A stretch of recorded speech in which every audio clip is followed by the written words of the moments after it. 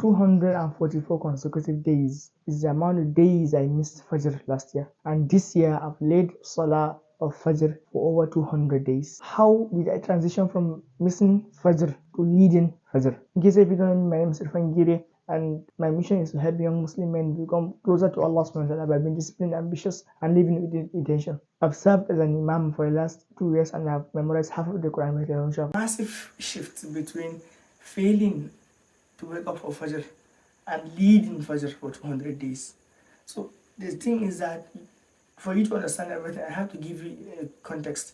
Because when I was failing the 240 plus days, still on those days, I was still the Imam of Fajr. So let me explain everything. I do have a video where I explained in detail how I became the Imam of our masjid.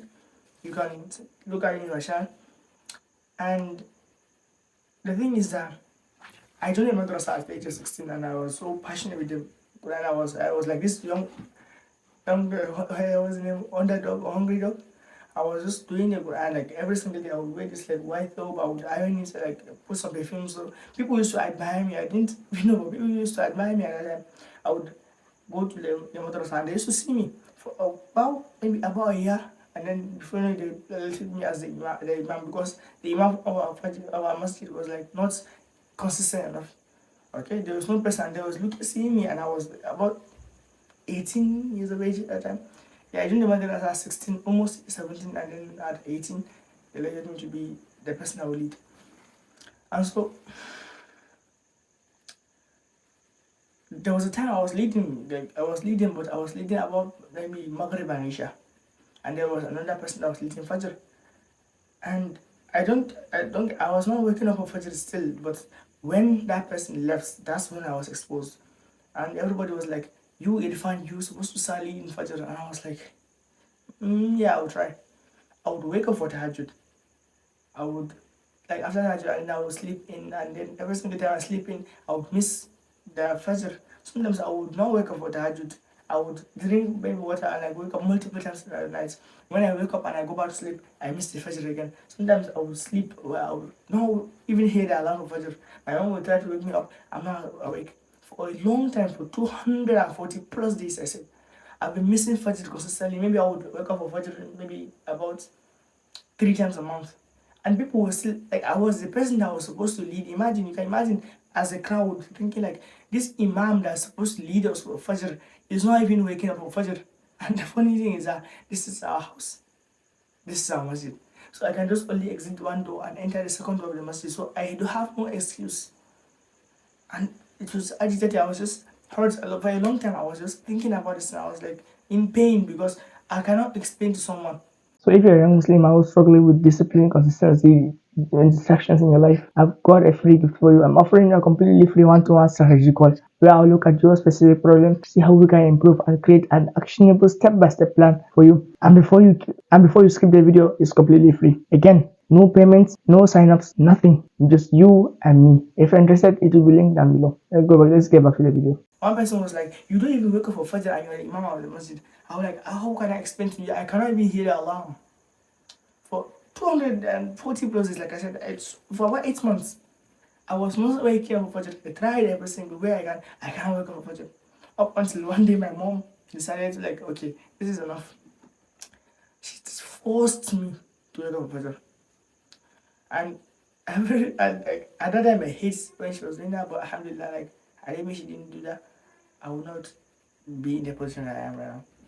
She forced me because she knows like how I am. Like my mom knows that I hate when I'm asleep for you to wake me up, especially by force. She knows that. And every single time she would be at my door, she would be speaking to me, she would shout at me, like trying to wake me up. I'm still not awake. One time, sometimes I'll be hearing her, sometimes I'm not hearing her. And one time she said, okay, she called my little brother Mustafa, get me this cold water. The moment my ears heard cold water, I'm like, please no. She said, 5, leave this place and go to the solar, or I would pour this cold water on you. I'm like, no, please no. Because I hated that thing. Like I don't know, maybe Black people hate cold showers. Like even when I'm pushing myself to do cold showers, it's not even that cold, but I resist that thing. Imagine cold water when you're sleeping. Like I hate this thing for real. And that's when I'll just push myself up and then I'll go to the masjid. The next day she'll be at my door again at exactly the same time. She'll bring the cold water. Will you get up? I'm like, oh come on. I will go. And for about a week or 2 weeks, I started to develop a habit. I started to understand the exact same time that she comes.